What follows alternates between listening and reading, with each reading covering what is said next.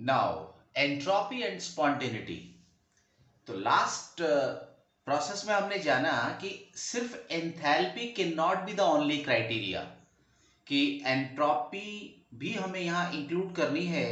सिर्फ एंथैल्पी से बात नहीं बनेगी। Enthalpy positive non spontaneous, enthalpy negative यानी energy release that is spontaneous, that can not be the only criteria. तो now what is entropy and how it will decide the spontaneity. हमने एक चीज देखी कि जनरली जो प्रोसेस हो रही हैं, जो स्पॉन्टेनियस हैं, उनमें रेंडमनेस कहीं ना कहीं बढ़ रही है। जैसे प्रोसेस इवापोरेशन होती है, तो इवापोरेशन में क्या होता है, बेशक इसमें डेल्टा एच पॉजिटिव है, यानी कि ये एनर्जी एब्जॉर्ब करती है process, but this leads to the change of phase from liquid to gas. Liquid में मॉलिक्यूल ऑर्डर्ड होते हैं, गैस में डिसऑर्डर होते हैं। ऐसे अगर हम आइस को पिघलाएं तो उस केस में सॉलिड से लिक्विड बनता है, but this fusion of,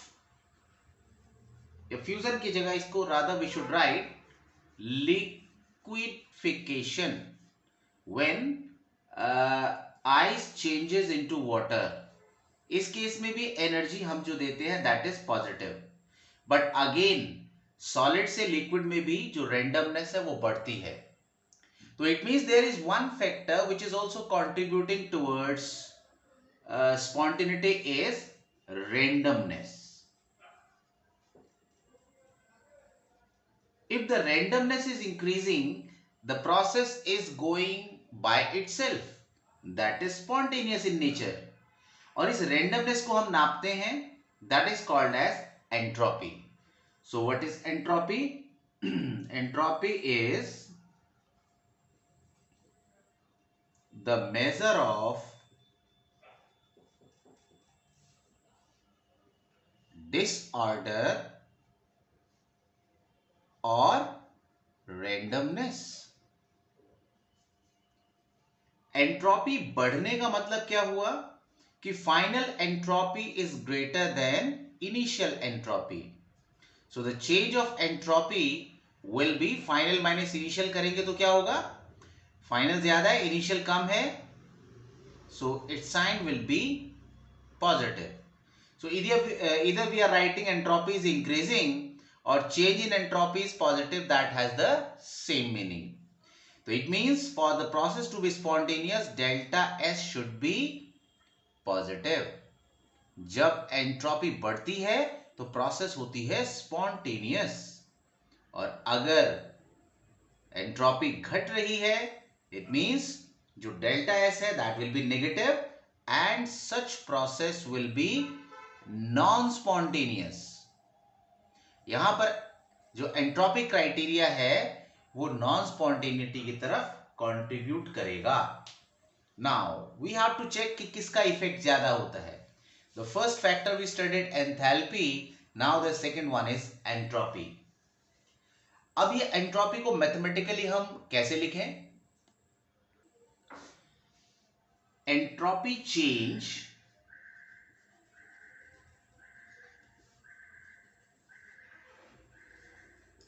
is heat supplied reversibly divided by temperature. ये कहां से निकला कि जब टेम्परेचर ज्यादा होगा तो एंट्रोपी का चेंज कम होगा। What does it mean? इसका मतलब है अगर एक सिस्टम है जिसकी सर्टेन वैल्यू ऑफ टेम्परेचर है, let its temperature is 70 degree C, and there is another system which has the temperature of 700 degree Celsius.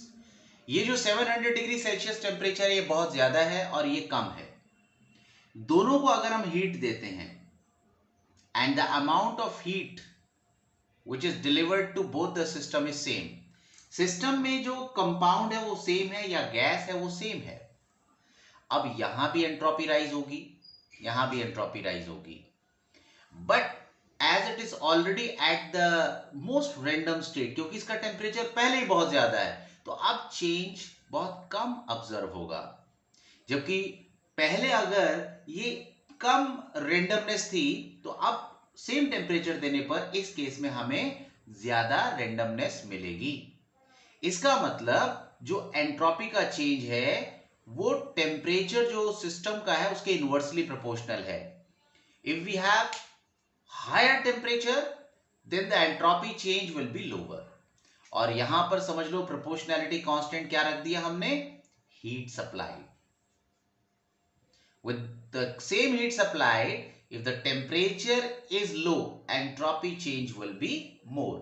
So this way we can derive this relationship. Heat is supplied reversibly.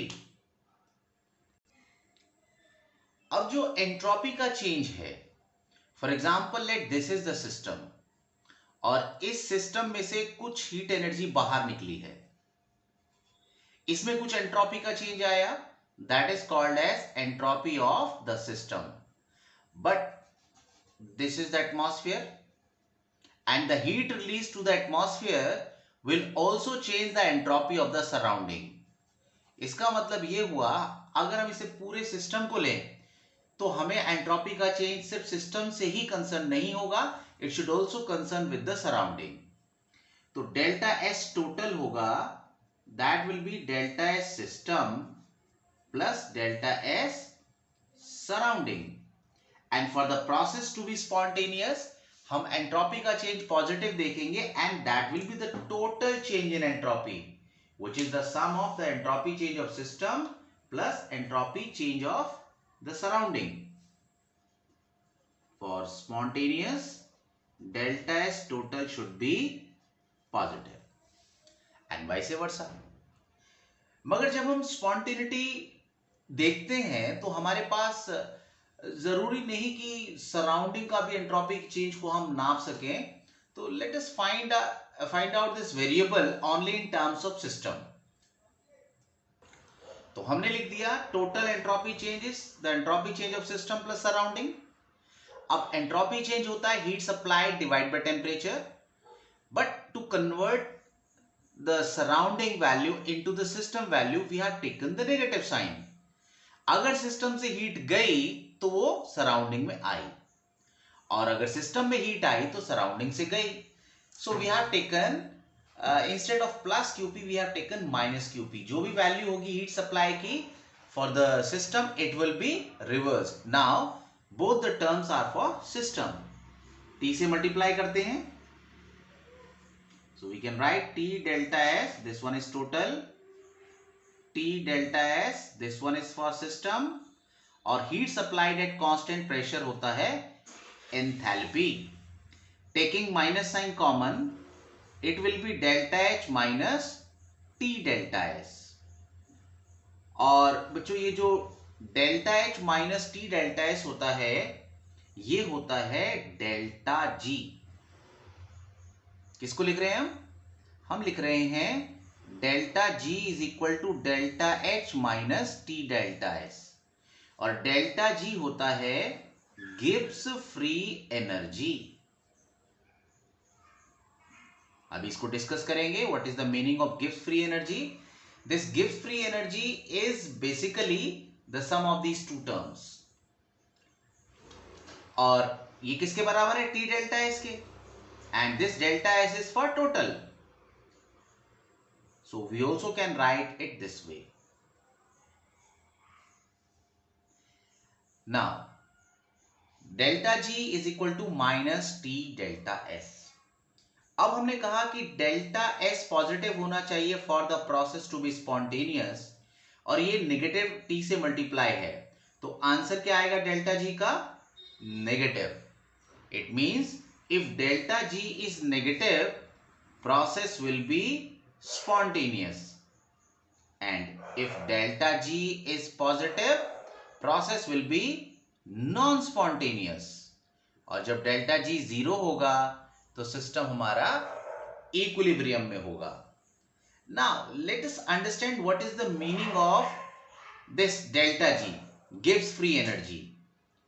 Delta H minus T delta S की जगह हमने delta G लिखा and this equation is called as Gibbs-Helmholtz equation. Now let us understand what is this equation. Now, let us understand this Gibbs-Helmholtz equation. Helmholtz equation. ये जो delta H है, ये delta H system की total enthalpy change को express करता है. Let this is the system and let the total change in energy is delta H.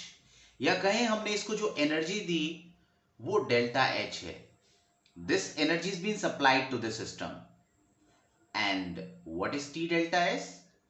Delta S Q by T होता है, तो Q किसके बराबर होगा? T डेल्टा S के.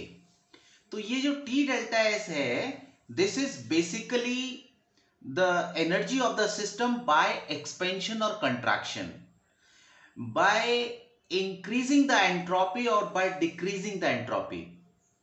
अगर एंट्रोपी बढ़ रही है, it is expanding, randomness is increasing, it means we will take the negative sign here. It means इसकी एनर्जी डेल्टा एच में से कुछ कम हो जाएगी, which is also called as the expansion energy. तो डेल्टा एच एनर्जी सिस्टम को दी और उसमें जो कुछ एनर्जी है वो एक्सपेंशन में, रेंडमनेस में इस्तेमाल हो गई. तो अब कितनी बची? Delta H minus T delta S. ये जो टी डेल्टा एस एनर्जी है जो एक्सपेंशन में लगेगी, that is not useful. Total energy में से अगर नॉन यूजफुल एनर्जी को घटा दें तो बची हुई एनर्जी कहलाएगी useful energy. So this delta G is measure of useful energy.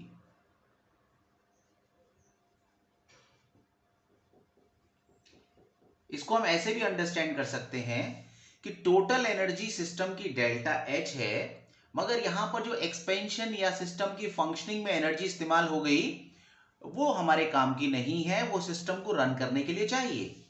That difference is the energy which can be utilized. Body system के अंदर हम बहुत कहते हैं ना, एनर्जी लेते हैं, खाना खाते हैं, मगर जितनी एनर्जी हमारी बॉडी में स्टोर्ड है, we can not use all the energy. Some of the energy is needed for functioning of the autonomous system in the body. Body के अंदर कुछ अपने काम चल रहे हैं, उनके लिए चाहिए. The energy which we can utilize, that is the measure of delta G here, which is called as Gibbs free energy. जैसे हमने कहा टोटल एंथैल्पी चेंज नेगेटिव होना चाहिए, एनर्जी निकले, तो ऐसे सिस्टम के लिए डेल्टा जी नेगेटिव का मतलब उसकी एनर्जी कम हो रही है, और तब प्रोसेस कैसी होगी? स्पॉन्टेनियस होगी. कंबाइंड इफेक्ट देखते हैं डेल्टा एच और डेल्टा एस का. अगर डेल्टा एच नेगेटिव है, डेल्टा एच नेगेटिव स्पॉन्टेनिटी को कंट्रीब्यूट करता है, डेल्टा एस पॉजिटिव है, ये भी स्पॉन्टेनिटी को कंट्रीब्यूट करता है. This negative sign and delta H is already negative, दोनों को ऐड करेंगे तो डेल्टा जी नेगेटिव आएगा और प्रोसेस स्पॉन्टेनियस होगी. डेल्टा एच अगर पॉजिटिव हो, डेल्टा एस अगर नेगेटिव हो, तो नेगेटिव नेगेटिव ये भी पॉजिटिव, ये भी ऐड करेंगे तो पॉजिटिव, डेल्टा जी पॉजिटिव आएगा और प्रोसेस कैसी हो जाएगी? नॉन स्पॉन्टेनियस हो जाएगी. और अगर दोनों पॉजिटिव हो तो उस केस में नेगेटिव साइन कब आएगा? जब ये नेगेटिव टर्म बड़ी होगी. यानी अगर टी डेल्टा एस अगर बड़ा है तब आंसर आएगा नेगेटिव में, process will be spontaneous. Otherwise, in the reverse case, it will be non-spontaneous. और अगर दोनों नेगेटिव हैं तो ये टर्म अब पॉजिटिव हो जाएगी. Delta H is negative, answer will be negative when delta H is greater than T delta S. और अगर इसका रिवर्स हो गया तो उस केस में ये प्रोसेस नॉन स्पॉन्टेनियस हो जाएगी. Gibbs energy change and equilibrium. सबसे पहले मैग्नीट्यूड ऑफ फ्री एनर्जी ने क्या बताया? डेल्टा जी की वैल्यू एक तो प्रिडिक्शन ऑफ स्पॉन्टेनिटी बताती है, जैसे हमने पढ़ा कि डेल्टा जी नेगेटिव हो तो process spontaneous and vice versa. And the value of delta G also predict the useful work. Delta G is also the major of useful work. Reversible reaction A plus B giving you C plus D, अगर ये both the ways carried out होती है, reactant react to give product and product can also react to give back reactant, तो delta G का इसके equilibrium constant से जो relationship है that is delta R ji not plus R T log k. So this is the value of delta G and this is K is the equilibrium constant of this reversible reaction. Equilibrium में delta R जी zero होगा तो इसको zero रख देते हैं. तो delta R G की value taking it on the other side minus R T log K. This ln has the base e और बेस E को बेस 10 में कन्वर्ट करने के लिए 2.303 से मल्टीप्लाई करते हैं. तो राइट 2.303 RT ln का बन गया LOG. अब इसका बेस E का हो गया 10. So this is the relationship. ये है Gibbs free energy under standard condition. R gas constant, T temperature and K is equilibrium constant. तो अब बच्चों अगर K की वैल्यू 1 से ज्यादा है, पॉजिटिव वैल्यू है, तो उस केस में ये सारा आंसर यहां तक पॉजिटिव रहेगा. नेगेटिव से मल्टीप्लाई होने पर डेल्टा आर जी नेगेटिव हो जाएगा. यानी प्रोसेस कैसी हो जाएगी? स्पॉन्टेनियस हो जाएगी. हाँ, अगर ये लॉग K की वैल्यू नेगेटिव आ जाती है तो उस केस में नेगेटिव और नेगेटिव मल्टीप्लाई होकर डेल्टा आर जी पॉजिटिव बन जाएंगे and then it will become non spontaneous. Now, the topic is effect of temperature on spontaneity of reaction. Equilibrium में अगर डेल्टा जी जीरो है तो delta H should be equal to T delta S. इसका मतलब T will be equal to delta H by delta S and this is the equilibrium temperature. जब delta G कितना हो जाता है? जीरो हो जाता है. अगर टेम्परेचर हम बढ़ा दें तो उस केस में T डेल्टा S बढ़ेगा और जैसे ही T डेल्टा S वैल्यू बढ़ेगी नेगेटिव टर्म बढ़ने लग जाएगी और नेगेटिव टर्म बढ़ते ही प्रोसेस हो जाएगी spontaneous because overall delta G will be negative. तो ये टेम्परेचर अगर हम कैलकुलेट कर लें and if we have the temperature greater then this the process will be spontaneous. Further, keep on increasing that temperature, the process will be more and more spontaneous. और अगर temperature को हम इससे कम कर देते हैं तो केस रिवर्स हो जाएगा. अच्छा, that thing also depends on कि how the entropy change is going on. और अगर एंट्रोपी का चेंज हमारा पॉजिटिव की बजाय नेगेटिव होता है, ठीक है, तो यहां हमने बेसिकली कैलकुलेशन साइन कन्वेंशन के साथ ही की हुई है कि this is the temperature at which this term is zero. अगर हम क्या करें, यहां डेल्टा एस नेगेटिव हो जाए तो ये आंसर यहां पर क्या आ जाएगा? ये पॉजिटिव हो जाएगा. ठीक है, तो ये टर्म अगर नेगेटिव है, ये पॉजिटिव है, तो उस केस में हमें क्या करना पड़ेगा? नेगेटिव टर्म को ज्यादा करने के लिए टेम्परेचर को कम करना पड़ेगा. तो टेम्परेचर जब कम होगा, in that case the process will go spontaneous. और डायरेक्टली अगर हमने साइन कन्वेंशन डेल्टा एस के पुट कर ही दिए हैं तो that is the equilibrium temperature and if we increase this temperature negative term will increase and delta G will be negative, the process will become spontaneous.